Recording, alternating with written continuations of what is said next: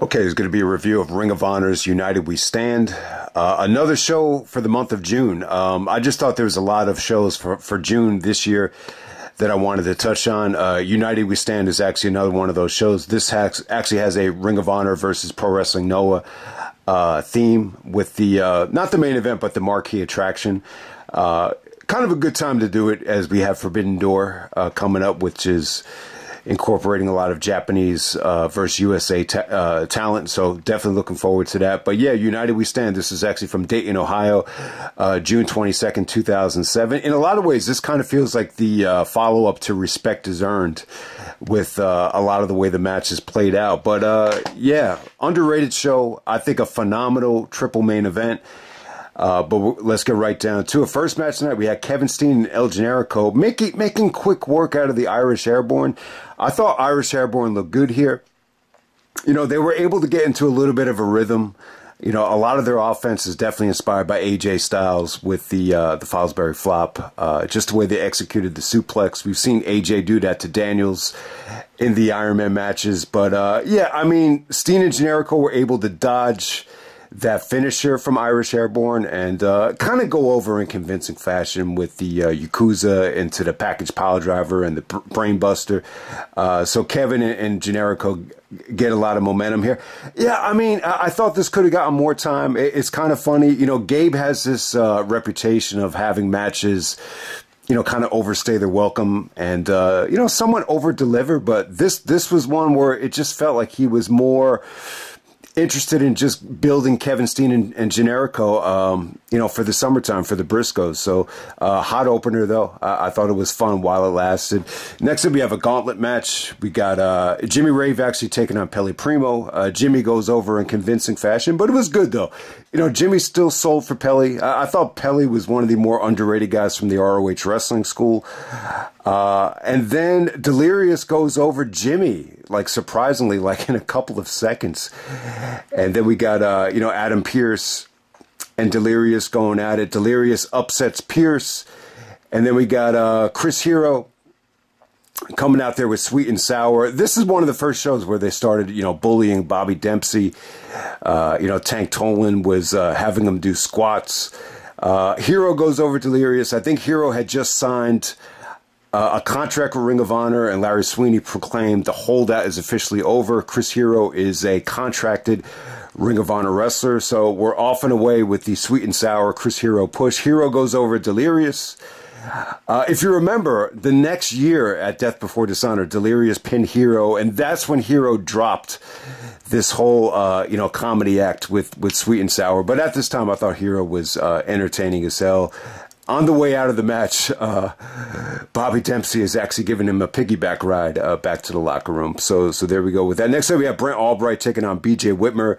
No disqualification match. I thought this was good. I think when you see this match on paper, it doesn't scream that sexy, but, you know, they got pretty wicked out there, pretty violent. They used tables, was pretty stiff, and you just got some incredible, you know, T-bone suplexes, belly-to-bellies, Germans.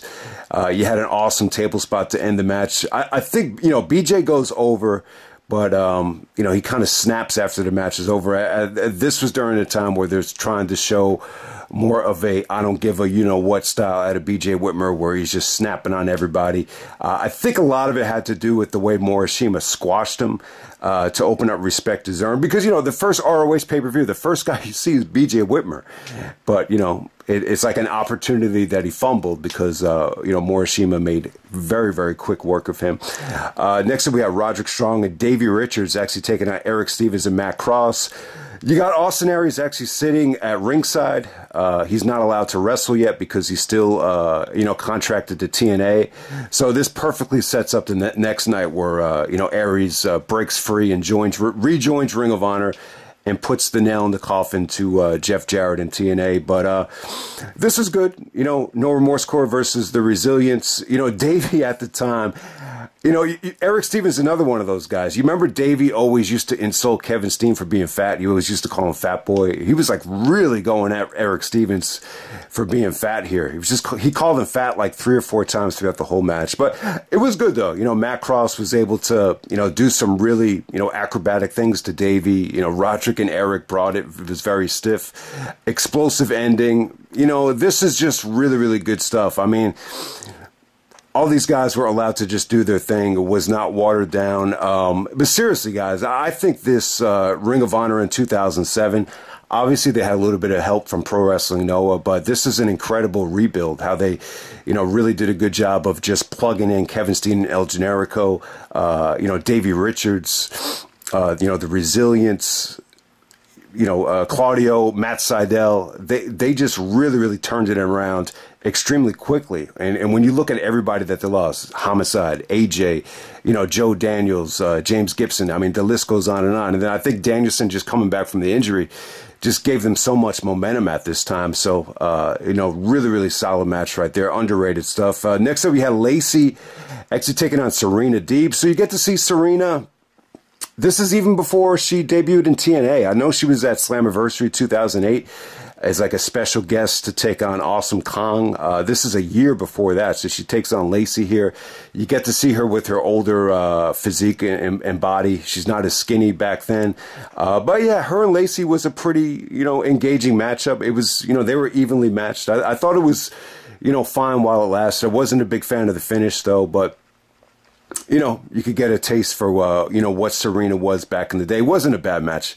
But next up we had KENTA taking on Rocky Romero. This was awesome. This was better than I expected. As the match was going on, I was like, all right, you know, this is going well, but I don't think it's going to top Marufuji and Rocky from Respect Is Earned. But it did. I thought Marufuji and Rocky was incredible from Respect Is Earned. It didn't steal the show or anything like that, but it was really like it was like probably the best match on that undercard. But yeah, KENTA comes in and, you know, this is probably the best match I think Rocky Romero ever had in Ring of Honor, at least when he was a singles guy in terms of, you know, just being Rocky without the tiger mask.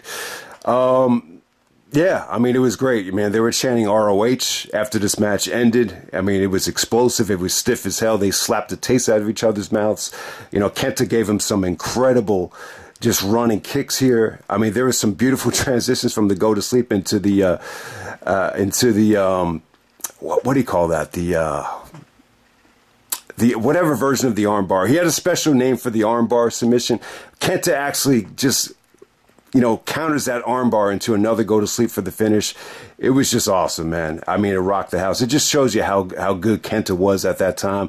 Even when the expectations were low, I thought this just really, really over-delivered. It was just something to see. Awesome stuff. I was going to say match of the night, but yeah, match of the night would actually be Takeshi Morishima and Naomichi Marufuji of Pro Wrestling Noah teaming up to take on Bryan Danielson and Nigel McGuinness representing Ring of Honor. So Danielson and Nigel put their differences aside for one night. I think they would also wrestle the Briscoes this summer at Race to the Top tournament. But, you know, this is really, you know, one of the only times to see Bryan and Nigel team up together. It turned out really, really well. I mean, you know, the Noah guys weren't exactly heels. You know, they still wrestled a very honorable match, but, you know, the fans were just really into Bryan and Nigel. It just definitely had a nice feel-good babyface type of feel to it. And it's a shame, man. I wish we would have gotten Bryan and Nigel versus, you know, Aries and Strong or versus the Briscoes on a bigger platform. I think the Race to the Top tournament kind of, you know, overshadowed, you know, that Briscoes match. You know, that could have been a hell of an attraction in a big time market. You know, that definitely could have main evented, you know, the Hammerstein Ballroom or, you know, whatever you want to call it. But I thought it was good. You know, the whole point of this match was just to give Nigel a clean victory over Morishima. You know, it's very similar to the Respect Is Earned main event. But, you know, KENTA's not in it, and it's clear cut. It's more clear cut with ROH versus Noah. For Respect Is Earned, it was more heel versus babyface with Morishima taking on Nigel's team. But yeah, I thought this was really good. I mean, it did not feel like a house show type of crowd. I mean, anytime you see a tag match like this, I think you would expect it to be very, watered down or, not that important, but they did a really, really good job of making it feel special. There was some incredible hot tags here, some incredible breakups. Danielson really, I thought, brought his A game. It's really one of the first times you get to see Danielson and Morishima go at it. I thought Danielson and Marufuji had, much better chemistry here than they've had in previous matches. And, I mean, the finish was really, really good. I think, what's his name? I think it was Nigel. He got stuck upside down in the Tree of Woe, and that enabled Morishima to actually hit that coast-to-coast, leg drop. That came off beautiful, and ultimately Nigel actually hit a Tower of London, and then he hits, Morishima with the Jawbreaker Lariat for the finish. But I'll tell you what, guys, this was incredible stuff. I thought it was really, really well done. It just had a nice, feel to it with the ROH guys just kind of, getting the home field advantage here. It wasn't like the fans hated, the Noah guys, but it was still really, really good. Definitely check it out if you haven't yet. The closest we've ever seen to an invasion angle with, any of the Japanese promotions from ROH. And then the main event, we have a 2 out of 3 falls match for the Ring of Honor tag team titles. We got the Briscoes taking on Matt Sydal and Claudio. This is a rematch from Respect is Earned. Okay, so the Briscoes are actually going for, another 2 straight falls here. So I think they're going for 5 falls in a row. Or, ended up being 6 in a row. I don't know, I was actually at the show where the streak was actually broken. It was actually at Rising Above. I think it was Roderick and Rocky Romero. They actually broke this streak that the Briscoes had, where they never lost a fall in these 2 out of 3 falls matches. So my memory could be wrong here, but I think the first show where they won the 2 straight, it might have been against Aries and Strong at Dedicated back in January. And then at Domination in Philly, I think they might have taken on Kings of Wrestling and won 2 straight falls there. And they do it again here. They win 2 straight falls. The fans are actually cheering 2 straight. That became like a thing. I don't know where exactly it started, but this dragged on throughout all of 2007 for the Briscoes. But, even though it's 2 straight falls, I thought it still delivered. I thought it was still good. I'm going to say the Respect is Earned match. It felt bigger. It felt more important. But this still delivered, even though Matt Sydal and Claudio don't even win a fall here. And, the Briscoes kind of go over 2 straight falls. But I'll tell you what, though. Briscoes look better than ever. I mean, just some of the execution with the cutthroat drivers and Jay Briscoe's Gorilla Press, they just look so explosive at the time. Claudio, he busted out the double King of Swing. I thought that was great. Sydal was just, an incredible high flyer here. So yeah, even though it's 2 straight falls, this really, I thought it delivered. I think this is still a quality main event. And yeah, you still continue that Briscoes 2 straight falls thing, which really became their thing. So that's United We Stand. I know I kind of overdid it this month with ROH stuff. There's just a lot of shows I wanted to get to. Ring of Homicide, In Your Face. I just love that main event. And then United We Stand. We got this really, really underrated triple main event right here. So I'll just spoil it for the rest of the summer. In July, definitely want to touch on Live in Tokyo. That features Danielson and Go Shiozaki. And then I definitely want to cover that Race to the Top tournament. There was no Battle Los Angeles this year.